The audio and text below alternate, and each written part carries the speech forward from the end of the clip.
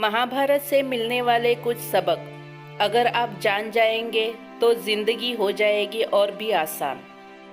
पांचवा वेद कही जाने वाली महाभारत में जीवन से जुड़ी हुई कई बातें हैं जो आज भी हमारे जीवन में सबक की तरह काम आ सकती है।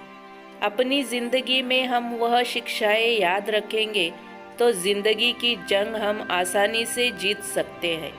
आइए देखें वो शिक्षाएं। योजनाएं बनाना।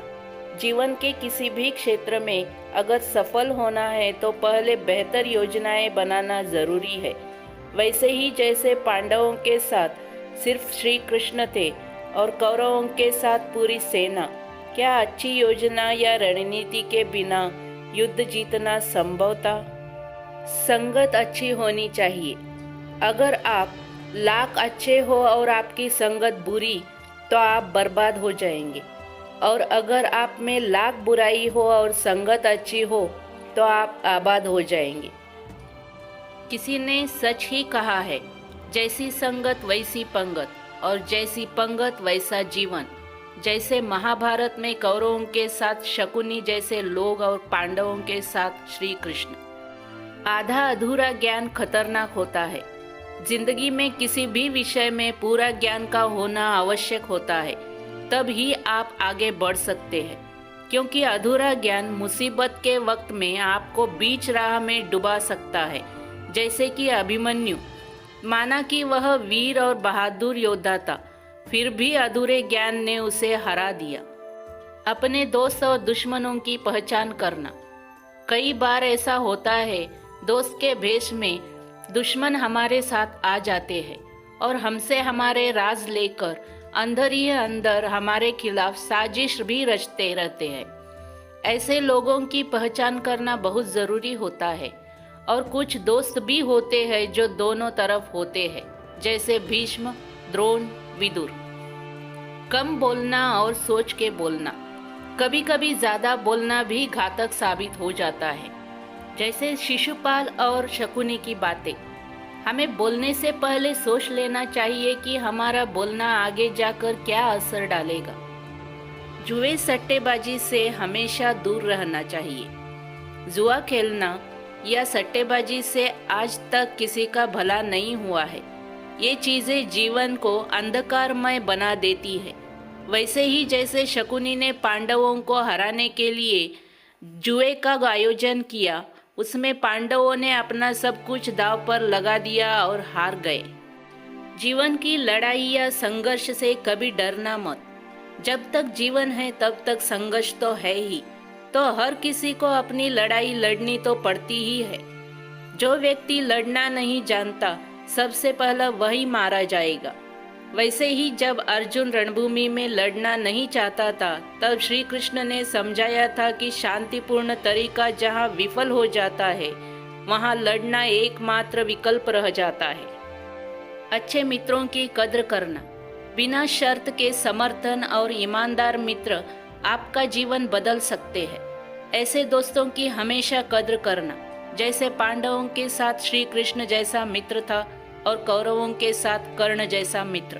कौरवों ने कभी अपने मित्र की कदर नहीं की और उसे सिर्फ एक योद्धा की तरह ही देखा, और दूसरी तरफ पांडवों ने श्री कृष्ण की हर बात पर अमल किया। भावुकता कमजोर बना देती है। जरूरत से ज्यादा भावुकता मनुष्य को कमजोर बना देती है और समय आने पर वो सही गलत में फर्क नहीं कर पाता।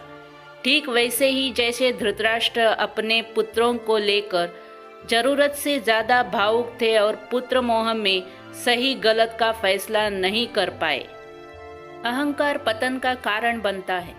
अपनी अच्छी स्थिति, धन दौलत, सुंदर रूप, ज्ञान का कभी अहंकार मत करना, क्योंकि समय बड़ा बलवान होता है। कब कैसे पलट जाए पता नहीं चलता।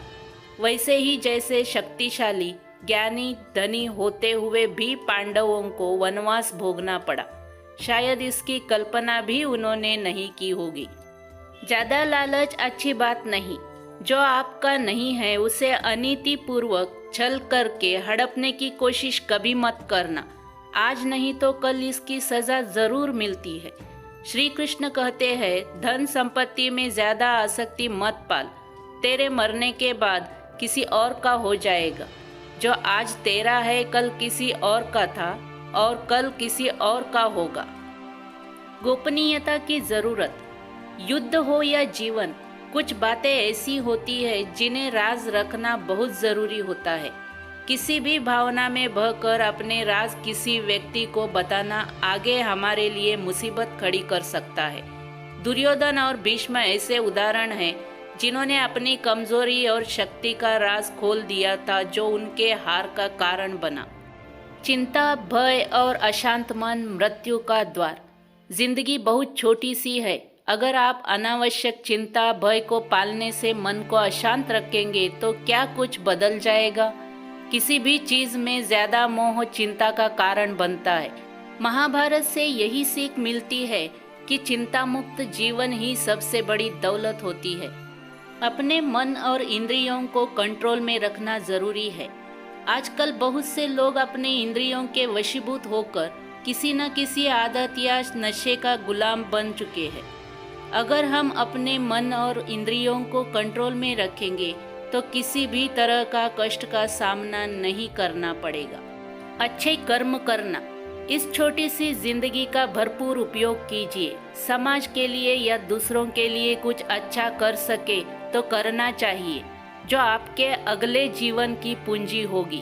और तो कुछ नहीं, हम सिर्फ अपने अच्छे या बुरे कर्म ही साथ ले जाते हैं। ये बात कभी मत भूलना।